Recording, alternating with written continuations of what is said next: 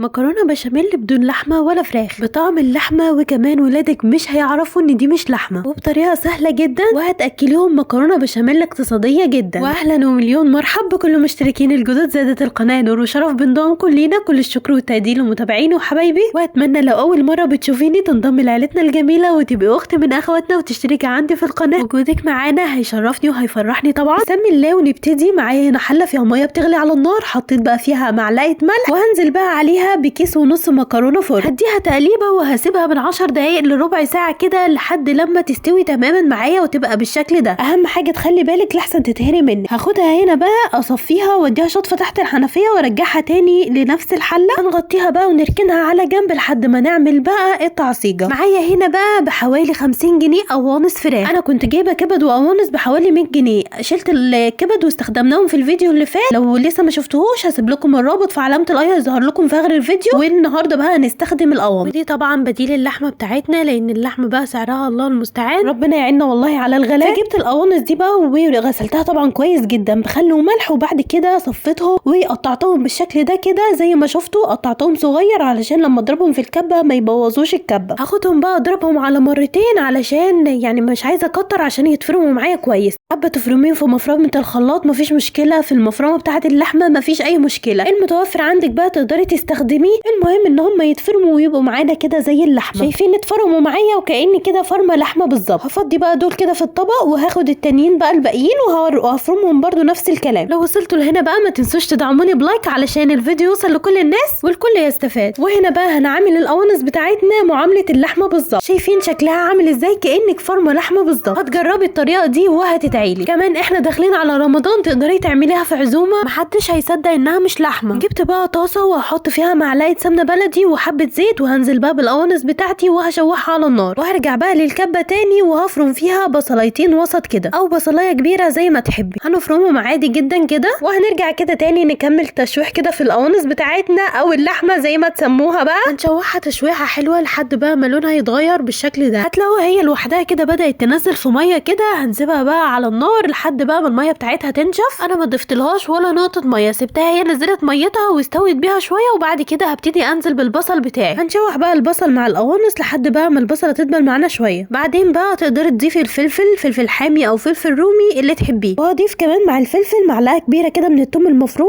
والثوم ده بقى انا مفرزاه معاكم في فيديو تفريزات الخضار، وكمان كنت مفرزه برده الفلفل الالوان. هبتدي اشوح فيهم بقى لحد ما الريحه بقى بتاعت الثوم والفلفل والحاجات الحلوه دي بقى تظهر. هنكون بقى مجهزين في الوقت ده عصير 3 طماطميات، او لو مفرزه الطماطم زي حالاتي كده هتبتدي بقى تنزليها كده على طول على القوانص او اللحمه زي ما تسموها بقى. هي بصراحه تستحق ان هي يتقال عليها لحمه مفرومه. هشوح بقى التعصيجه الحلوه دي، وهنزل بقى بشويه ملح وشويه كمون وشويه كزبره وفلفل اسود وحبه جنزبيل وحبه بابريكا وحبه قرفه. ظبطيها بقى بالتوابل بتاعتك الحلوه الجميله دي. اديها بقى تقليبه واسيبها تتسبك بقى على راحتها. وهنا بقى كانت خلاص اتسبكت معايا وبقت طعمها زي اللحمه بالظبط. ومشيتي على الخطوات بتاعتي مش هتحسي خالص لا بزفاره ولا باي حاجه خالص، وكانك بتاكلي لحمه بالظبط. الطريقه دي تقدري تستخدميها في حاجات كتيره جدا بديل اللحمه. هنا بقى كنا خلاص سلقنا المكرونه وعملنا التعصيجه، فاضل لنا بس نعمل البشاميل. اعمل بقى البشاميل على البارد اوفر واخف وصحي اكتر. معايا هنا بقى لتر ونص من الحليب، هضيف عليهم 7 معالق كبار من الدقيق. وممكن لو الحليب غالي بالنسبه لك تضيفي حليب على ميه او حليب على شوربه او شوربه بس برضو هتنفع. هقلب بقى اللبن مع الدقيق، هقلبهم كويس جدا لحد ما الدقيق بتاعي يختفي تماما كده ويبقى متداخل خالص مع الحليب. هضيف بقى بعد كده حوالي معلقه صغيره كده من الملح ومعلقه صغيره كده من الفلفل الاسود، وهضيف كمان عليهم مرقه بس هفتفتها كده شويه الاول. ممكن تستغني عن المرقه لو انت حاطه شوربه. هقلب بقى بعد كده كله مع بعضه. وبعدين بقى حابه تضيفي اي توابل معينه انت حابه طعمها يظهر او يبان مفيش مشكله. انا هحط حبه كمون وحبه كزبره بس. هقلبهم كده مع بعضهم كويس جدا، وبعد كده بقى هرفعهم على النار. لازم تتاكدي ان دي هنا يعني مش متكتل معاكي وكله كده دايب مع الحليب علشان ما يكتلش معاكي على البوتاجاز. هرفعها بقى كده على البوتاجاز، ومع التقليب المستمر مش هسيب ايدي من عليها خالص علشان ما تكتلش معايا. تقلبي فيها لحد ما تتقل معاكي وتبتدي تعمل الفقاقيع اللي في الجناب دي شايفينها. في الوقت ده بقى هنضيف معلقه كده من السمنه البلدي او مكعب زبده او زيت، حوالي 3 معالق كده من الزيت. والطريقه دي اخف جدا لانها ما فيهاش مواد دهنيه كتيره زي ما احنا بنعملها كده على السخن، فبتلاقي كده المواد الدهنيه كتيره وتقيله على المعده شويه. ولانك طبعا لو كنت هتعمليها على السخن كنت هتحطي لكل معلقه دي معلقه سمنه او معلقه زبده، فالطريقه دي بالنسبه لك اوفر جدا وكمان صحيه اكتر. زي ما انتم شايفين بعد ما حطيت معلقه السمنه ببتدي ان انا اقلب فيها باستمرار لحد ما القوام بتاعي يبقى معايا بالشكل ده، كريمي خالص وما فيهوش تكتلات خالص. الناس اللي بتقول ان انا لما بعمله على البارد بحس بطعم الدقيق، فعشان كده لازم تسيبيه لحد لما يعمل الفقاقيع دي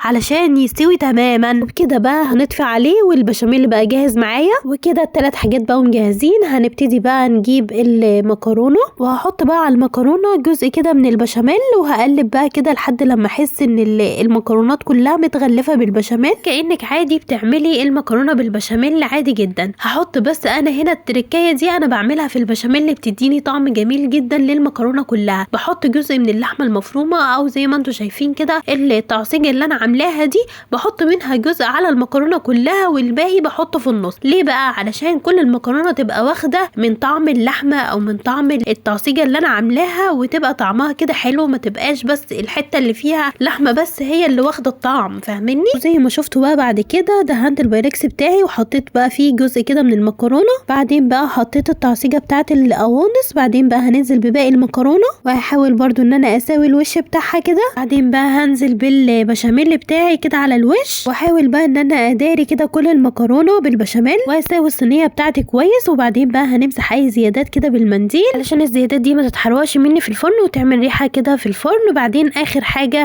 هضيف كده معلقه كده من السمنه البلدي على الوش. بضيف كده نقط كده في كل مكان كده شويه، نقطه في كده في كل حته. واخد بقى بعد كده الصينيه بتاعتي هدخلها الفرن. طبعا هشغل فوق وتحت، انا عايزه الشوايه بس عشان تاخد اللون الجميل كده من فوق لان كل حاجه بالنسبه لي مستويه وتمام. كان في شويه كده مكرونه زايدين حطيتهم برضو هنا وهدخلهم برضو الفرن مع بعض. وده بقى شكلهم بعد ما طلعتهم اخدوا اللون الجميل ده وطلعتهم على طول. شغل فوق وتحت على نار وسط لحد بقى ما تاخد اللون الجميل ده. كتير قوي هتاخد نص ساعه على حسب الفرن عندك وهتطلعيها وبالف هنا وشفا. طلعتها بقى كده وقطعتها على طول وهي لسه سخنه لان احنا بنحب الحاجات دي ناكلها وهي سخنه. وطبعا الجو اليومين دول برد فعايزين حاجه كده تدفينا في الشتاء اللي احنا فيها دي. طبعا لو عايزاها بقى تبقى طالعه لك الخرطه سليمه زي ما هي تستني عليها تبرد شويه هتطلع لك الخرطه زي ما هي كده يعني مكعبه كده. انا اللي عندي جعانين جدا في الوقت ده ومستنيني اخلص يعني فارغ الصبر كده. انا عماله اصور بسرعه وهم جنبي حواليا عايزين ياكلوا. وعايزه اقول لكم ان كل اللي ده من عندي محدش مصدق ان دي مش لحمه. ايه رايكم بقى في الفيديو بتاع النهارده؟ اتمنى الفيديو يكون عجبكم وافادكم. ما تنسوش بقى تدعموني بلايك حلو كده من ايديكم، ولو قدرتوا تكتبوا لي كومنت حلو كده يفرحني ويسعد قلبي هكون سعيده جدا وشاكره جدا ليكم. وانا برد على كل التعليقات وبشوف كل التعليقات. ربنا يفرح قلوبكم جميعا ويرفع عنا الغلاء والبلاء اللهم امين يا رب العالمين. اسيبكم بقى في رعايه الله وحفظه واشوفكم بقى في فيديوهاتي الجديده اللي جايه. سلام عليكم.